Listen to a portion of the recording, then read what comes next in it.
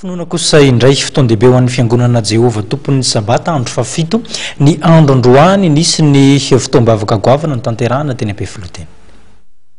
Andro androany zany dia andro sabata sabotsy ny fotoan'andro dia araka ny tompo dia mivory izay manamasina izay andro izay nivoizina androany zany teo dia ny hoe ny tokony hoe horakitra soan'ny olona tenin'Andriamanitra ary ny fiangonana dia atao hoe trano firaketana dia mifanena zany ireo anamporeo dia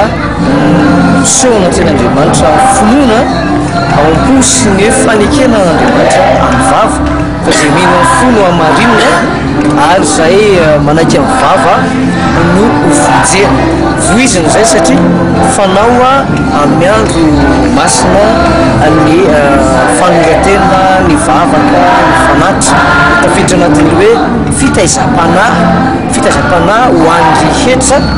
ny natao tamin'ity tapany arivo ity ny maraina kosa dia fampianarana soratra masina fanomanana ireo irotsaka amin'ny batisa ny fibebahana izay atao atsoatsy raha ny fitoerana ivoriana zany dia amin'ny efapolo amin'ny zato eo dia raha ataontsika hoe manao batisa 50 sy 200 isaka ny telo-volana zay dia amin'ny 15 000 eo zany zay zao dia ny toriteny sy ny fitazam-panahy kosa zany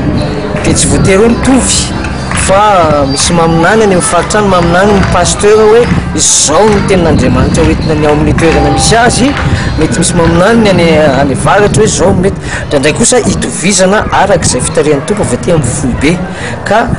teo zao tany Ambatondrazaka dia nisy tenin'Andriamanitra tonga dia nanao batisa ry zareo tao 20 teo herinandro lasa zay dia misy koa zao any amin'ny faritany hafa miantso ary zareo dia zao mety tsy afaka fa dia mitso-dranonareo tao vao mibatisa eo amin'ny 100 latsaka kely eo zany amin'ireo faritra ireo